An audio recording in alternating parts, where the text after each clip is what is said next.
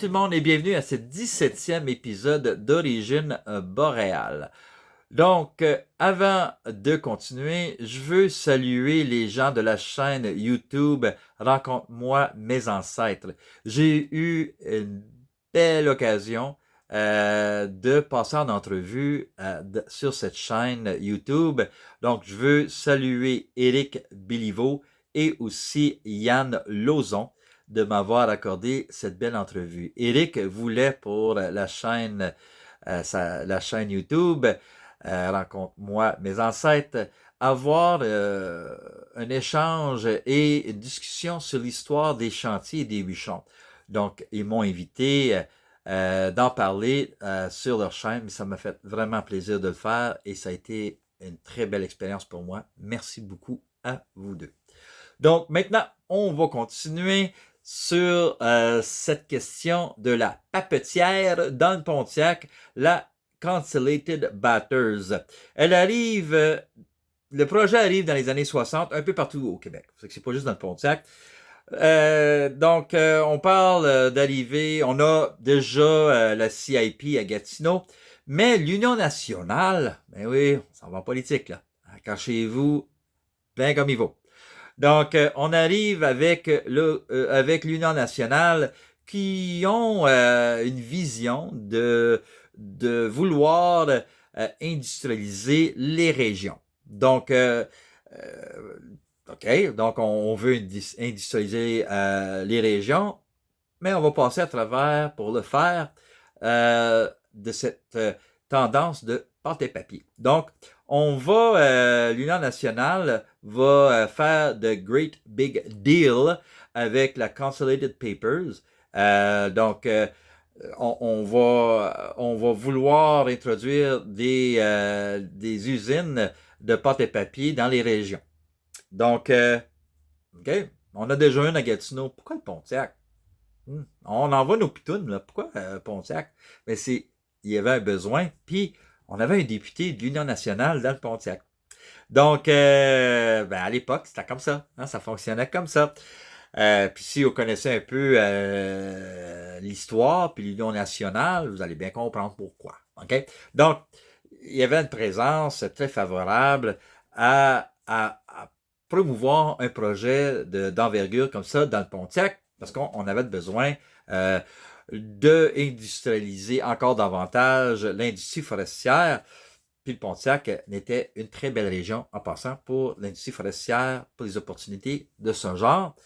Donc, le gouvernement offre une offre alléchante pour la Consolidated. Elle lui offre, ben oui, hein, c'est immense, là, un gigantesque territoire forestier pour la compagnie. On offre une grande concession forestière dans les terres publiques pour la Consolidated Paper. Et puis ça, la compagnie ne pouvait pas y résister. Donc, on lui offrait, dans le fond, quand on rouvre le territoire, c'est qu'on facilite le paperwork. Okay? Donc, on enlève toute possibilité d'obstacle pour vraiment encourager cette entreprise de venir s'installer dans les régions et particulièrement dans le Pontiac. Puis le Pontiac, on a un grand territoire de terre publique. Donc, c'était un no-brainer, OK, pour l'Union nationale. Donc, la compagnie, je peux pas manquer ma chance dans le Pontiac. Mais il y avait dans le Big Deal, et surtout dans le Pontiac, on voulait par contre que l'usine construise une usine ultra moderne pour le Pontiac.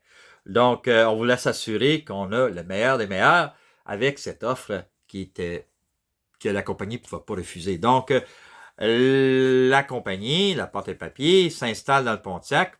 Puis là, on va se dire, pourquoi Portage du Fort?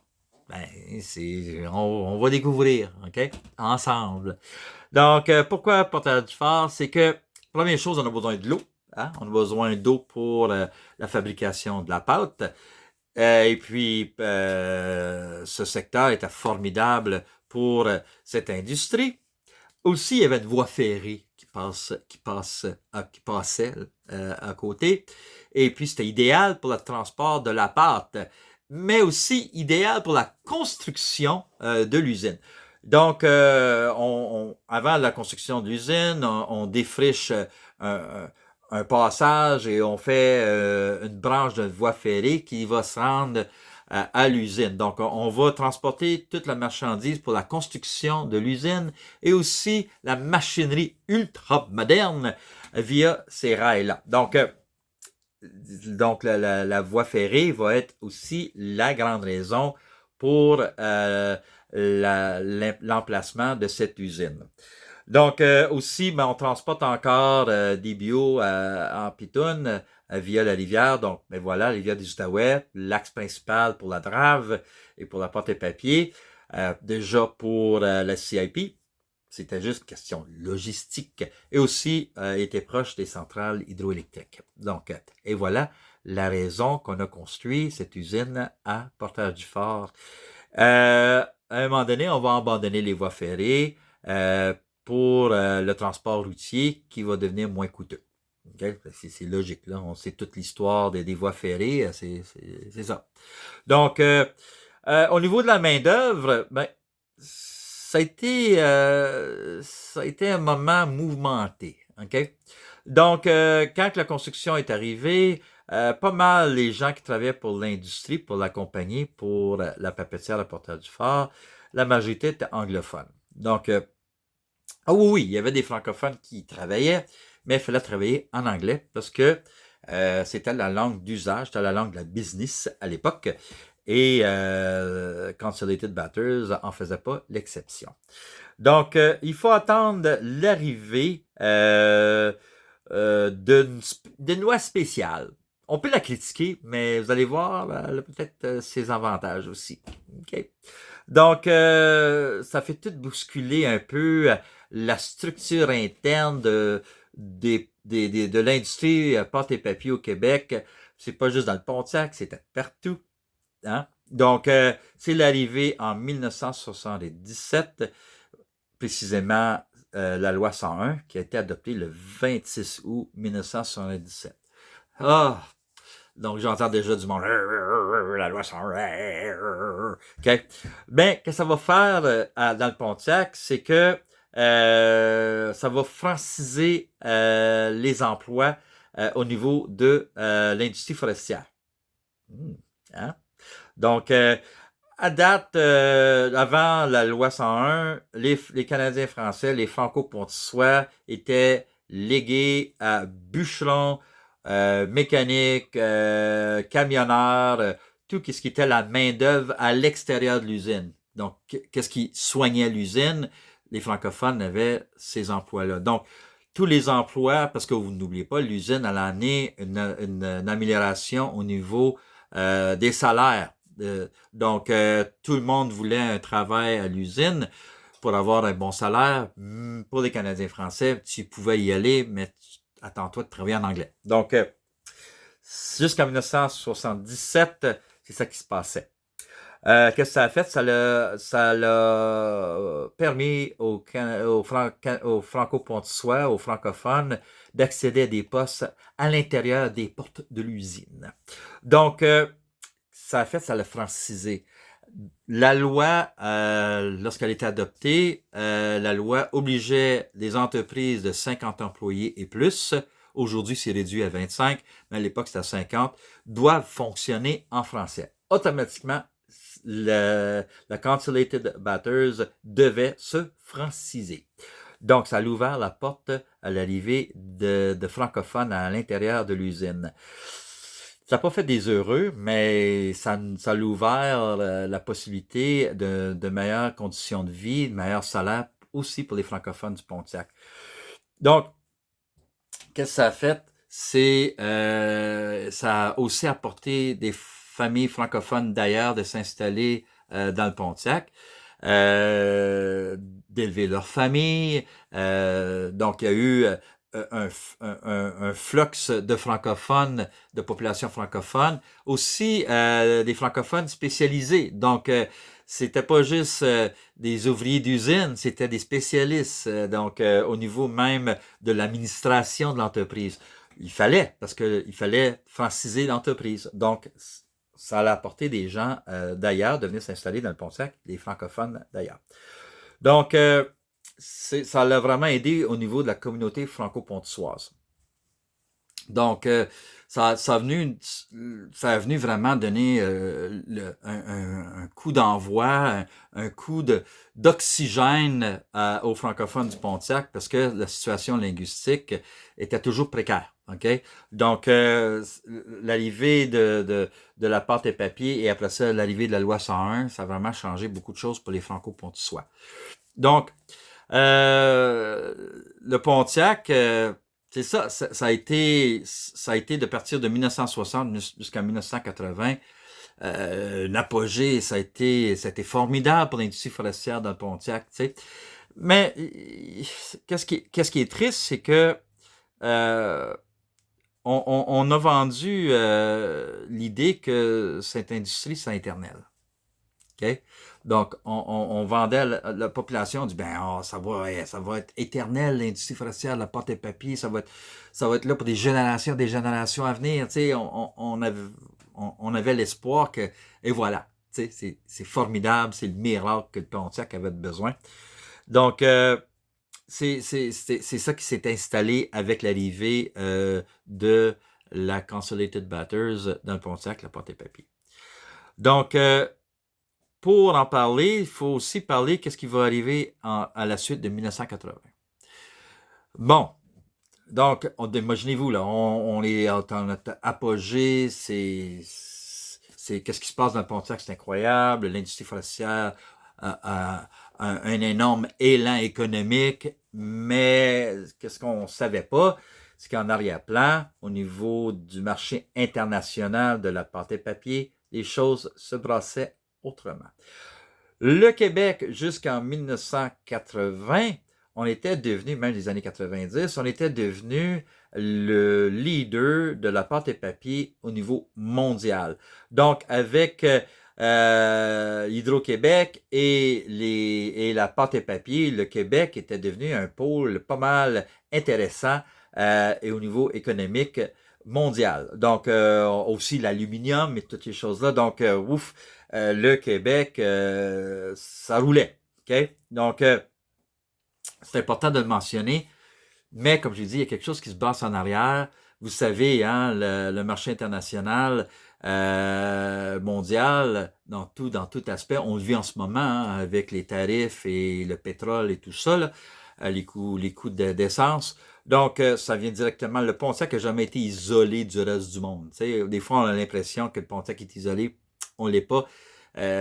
Parce qu'on voit l'impact qu'on a, puis la situation qu'on vit, c'est la même que partout ailleurs. Et qu'est-ce qui s'est passé dans le Pontiac au niveau de l'industrie forestière? C'est produit ailleurs au Québec également et au Canada, mais particulièrement au Québec, surtout avec la pâte et papier. Donc, il y a eu une crise qui s'est développée. Les prix ont commencé à chuter parce qu'on avait maintenant un nouveau compétiteur, la Chine. Donc, la Chine, elle pouvait produire la pâte et papier à prix réduit, beaucoup plus réduit qu'au Québec. Et puis, au niveau de ça, on ne pouvait plus compétitionner. Faut pas oublier, la Chine s'est aussi investie dans l'exploitation forestière dans l'Amérique du Sud. Vous en souvenez, les images des années 90-2000, on voyait la déforestation de l'Amazone. Tu sais, les images là, des coupes à blanc immenses. On disait que c'était pour faire place au pâturage, mais en réalité, c'était pas ça. Hein? C'était vraiment l'industrie forestière que la Chine s'avait appropriée en Amérique du Sud et ailleurs dans le monde, mais c'est vraiment l'Amérique du Sud. Puis c'est ça qui a causé la possibilité de produire de la pâte et papier à moins coût par rapport au Québec. Donc, c'est là qu'on a vu le déclin entre 1980 et 2000. On commençait à voir les moulins assis aussi avoir de la difficulté. Donc, les prix au niveau de l'industrie forestière aussi commençaient à avoir des hauts et des bas. Ça commence, la, la montagne russe a commencé à cette époque-là, à partir de 1980 jusqu'en 2000 pour les pâtes et papier. Donc, c'est important de le mentionner parce que on a comme pas vraiment mentionné quand on a parlé, qu'on parlait maintenant de la fermeture des usines de pâte et papier. Dans le Pontiac, comme encore, on avait cette idée que ça ne nous arriverait pas, c'est éternel, hey, on a une richesse incroyable dans le Pontiac. On avait eu cette éducation, ce concept-là, qui nous avait été qui a été vraiment coulé dans nous, là. Donc, quand que l'usine, finalement, due à cette crise, a dû fermer, ça a frappé fort dans le Pontiac. Donc, on va tout fait, on le voyait maintenant, on parlait, possibilité de fermeture, possibilité de fermeture. Ça a duré plusieurs années. J'étais à l'affût de ce qui se passait à cette époque-là. Donc, à une époque, on disait, OK, c'est laquelle qu'on va fermer au Québec? Donc, est-ce qu'on ferme, je sais pas moi, dans l'Estrie? Est-ce qu'on ferme en Gaspésie? On ferme dans l'Outaouais? Donc, on ferme sur la Côte-Nord? On ferme-tu dans la Mauricie? Donc, tout le monde s'inquiétait. D'un coup, une après l'autre commençait à fermer. OK? Donc, c'est venu à un moment donné, c'était bien proche, tiré au hasard d'un panier. On avait l'impression, c'est ça que c'était. Puis, avant la fermeture à ce point-ci, c'était devenu la Smurfit Stone.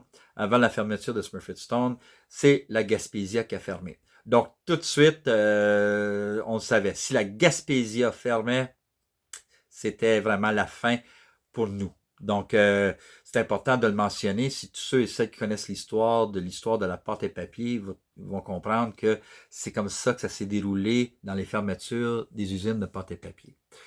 Donc, même si la modernisation, tout ça, c'était vraiment le marché mondial qui dictait l'avenir de la pâte et papier. Faut attendre en 2011 vraiment pour le coup de grâce dans l'industrie forestière dans le Pontiac. Donc, la Smurfit Stone avait fermé en 2008. Et puis, maintenant, on voyait l'arrivée de la fermeture des moulins à scie. Donc, on commençait, on se souvient, on mettait des hommes au moulin Davidson, on fermait l'usine à un moment donné pour quelque temps, on les réouvrait, on la fermait, on les ouvrait, parce qu'on travaillait avec les vagues des tarifs, parce que là, la chicane avec les États-Unis, dans le bois de sciage et le bois d'œuvre, on était en pleine crise à cette époque-là. Il y a aussi, en 2011, on a eu la fermeture du moulin de Davidson et la Commonwealth Plywood. Donc, on a eu beaucoup de difficultés après, c'était des fermetures définitives qui a vraiment touché. Donc, imaginez-vous tout ça, comment ça a fait un impact sur notre identité. Parce que l'industrie forestière était notre identité historique, culturelle. Donc, on voit ça facilement là dégringoler. Parce qu'il faut pas oublier, à l'époque, là, à partir de 1990 jusqu'à l'an 2000, on avait même une série télévisée au Québec, ça s'appelait L'art et le papier. Donc, imaginez-vous, on avait fait une télésérie, c'était à quel point que cette industrie était devenue une image du Québec. Donc, puis même ici dans le Pontiac, l'industrie forestière a toujours fait partie de notre histoire locale, directement liée à cette industrie. Et la forêt était toujours importante pour le Pontiac.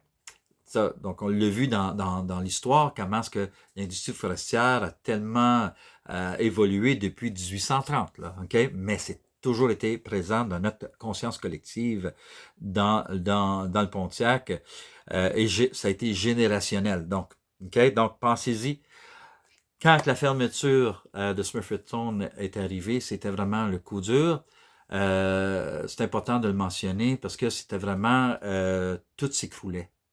Tout ce qui était alentour de l'industrie de la pâte et papier s'est écroulé. Donc, on parle des bûcherons. Ça va toucher les bûcherons. Ça va toucher l'industrie du transport du bois. N'oubliez pas, rendu à cette époque-là, il n'y avait plus de drave sur la rivière des Outaouais, donc on voit beaucoup de camionneurs qui transportaient les bio à l'usine, aussi aux usines, les scieries. Donc, les camionneurs, les bûcherons, tout ce qui est relié aussi indirectement à la vie économique du Pontiac, à cette industrie forestière, c'est les PME. De nombreuses PME vont être obligées de fermer.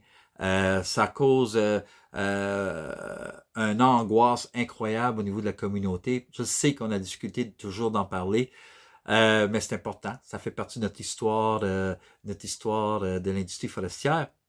Qu'est-ce qui est important de mentionner aussi, c'est que les hommes qui travaillaient et les employés, il y avait des femmes aussi qui travaillaient à la fin, ils travaillaient pour Smurfit Stone, se trouvaient sans emploi. Puis surtout ceux qui ont travaillé là pour 2, 3 générations, ceux qui étaient à la veille de leur retraite, tu sais, t'es à 58 ou t'es dans la soixantaine, et puis l'usine ferme, tu te trouves sans emploi, tu sais, de jour au lendemain, tu as un bon salaire, puis vous, c'est zéro, t'as plus rien, t'es mis à la porte, et puis goodbye la visite, là. Tu sais? Fait que ça a causé beaucoup de stress, sur beaucoup de familles, la dépression. On parle aussi question de suicide durant ces crises de la fermeture de la Smurfit Stone. Beaucoup de familles ont dû s'exiler à l'extérieur de la région. Il y a aussi des pères, tu sais, t'avais ta maison, t'avais ta vie, ta famille était installée dans le Pontiac, qui sont là depuis des générations. Et beaucoup de pères de famille qui ont dit, on peut pas déménager ailleurs. Fait qu'ils quittaient leur famille pour aller travailler pour les pipelines, pour les sables bitumineux ou encore pour travailler dans les mines. Il y a des familles qui font ça encore dans le Pontiac, là. Donc, c'est ça qui a été l'impact, le changement dans le Pontiac. Puis, qu'est-ce qui a causé cette angoisse, OK? Au point que la population a commencé à avoir moins confiance au niveau politique également. Donc, il y a eu beaucoup de questionnements, d'angoisse dans la communauté et ça a créé vraiment pour beaucoup une situation de dépression, de lutte pour la survie. Donc, faut vraiment pas oublier cette partie-là de l'histoire liée à la fermeture de la Smurfit Stone, de la papetière à Porteur-du-Fort. Comme j'ai dit, le plus gros coup, c'était la fermeture après de la Moulin Davidson et la Commonwealth Plywood en 2011. Et c'est, comme j'ai dit, c'est dû encore lié à la situation économique mondiale et aussi de notre chicane. On vit actuellement des chicanes de tarifs, mais ça date de longtemps, là. Donc, on avait cette chicane de tarifs de bois d'œuvre et de bois de sciage entre le Québec et le Canada et les États-Unis. On vit encore cette situation-là. Donc, c'est ça qui a causé la chute de l'industrie forestière dans le Pontiac. Donc, l'impact social, c'est ça. Et puis, comme je vous dis, on avait créé une illusion de la permanence suite à l'ouverture de cette pâte et papier. On avait eu l'illusion que ça a été une usine qui va durer pour l'éternité. Tu sais? Ça a été vendu par nous, par les politiciens à l'époque et les instances locaux. Je m'en souviens, on parlait, tu sais, on voyait toutes les usines fermées, mais ici, on était comme, même Smurfit Stone ont coupé des postes, ont coupé des emplois, ils ont fait ils ont refait des changements à l'intérieur de l'entreprise et tout ça, des choses comme ça. On avait toujours dans les journaux l'espoir que ça va changer, mais la dure réalité, on le savait que l'industrie de la pâte et papier était en déclin et il n'y avait pas un retour là. À l'époque où nous étions les leaders de la pâte et papier au Québec. Donc, c'est important de parler de cette industrie dans le Pontiac qui a été ça a été l'apogée, l'arrivée, là, c'était comme wow, tu sais, c'est quelque chose, puis de boum, juste en cause du marché international, tout va tomber en morceaux, tout simplement. Et puis aujourd'hui, le Pontiac a encore de la difficulté à se remettre de cette époque. On a eu beaucoup de tentatives qui ont échoué. Faut pas s'en cacher. On a essayé de faire revivre le moulin de Davidson. On a créé une coopérative forestière. Ça n'a pas bien fonctionné. On a on s'est essayé au niveau de la scierie du cèdre. Donc, on a ouvert une usine de cèdre à Clarendon. Ça n'a pas fonctionné.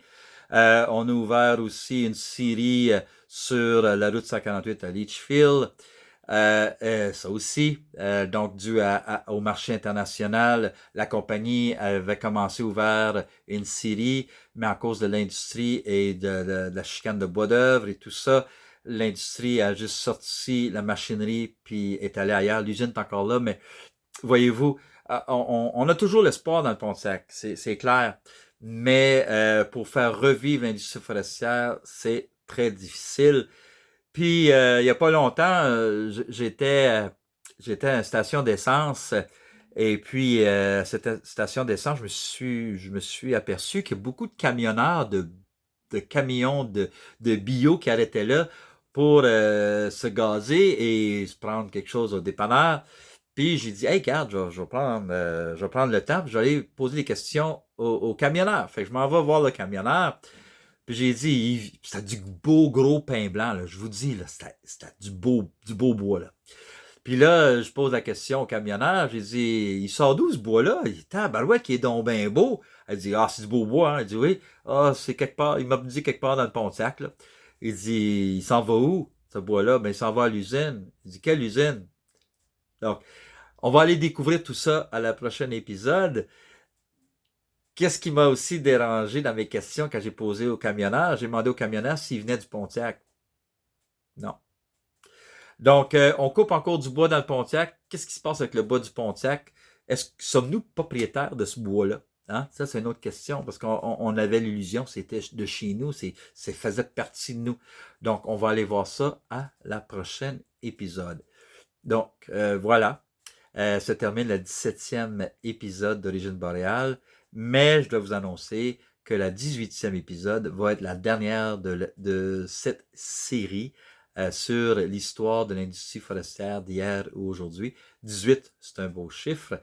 Pas en plus, mais le printemps est arrivé, hein, la drave est arrivée, puis c'est l'image que j'ai, les biopattes pour les usines. Et c'est la fin de la vie des chantiers. Maintenant, ça s'en va dans les usines de pâte et papier et des scieries. Donc, on va terminer là-dessus. Si vous aimez toutes les choses que je vous partage via cette chaîne YouTube Origine Boréale, mais abonnez-vous.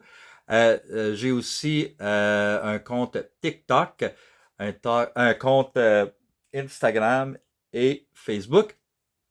Je vais aussi ajouter que sur TikTok, j'ai commencé à créer des petites capsules aussi sur l'histoire du Pontiac, parce que je peux pas tout vous parler dans un épisode, plein de choses. Donc, ça serait des épisodes très, très, très longs. Donc, je veux raccourcir plus que possible les épisodes. Et en créant mes petites capsules, je pense que c'est plus amusant, c'est tout court, donc ça nous permet d'aller visiter d'autres aspects de l'histoire du Pontiac et d'autres aspects culturels, identitaires, qui nous échappent hein, de la vie de tous les jours. Puis je trouve ça amusant. Moi, j'apprends énormément de choses en faisant mes recherches. Puis mon but dans mes recherches, c'est d'aller voir une façon ou d'aller voir de l'information qu'on connaît pas nécessairement ou qu'on n'en parle pas souvent, puis de la compter à la manière, dans une manière différente et de parler d'une vision, d'une perspective franco-pontissoise. C'est ça, Origine boréale. Donc, n'oubliez pas de vous abonner en bas, la petite cloche, ting, vous pouvez s'abonner là. Et puis, laissez-moi vos commentaires. Il y a beaucoup d'auditeurs qui m'écoutent, qui m'envoient beaucoup de commentaires.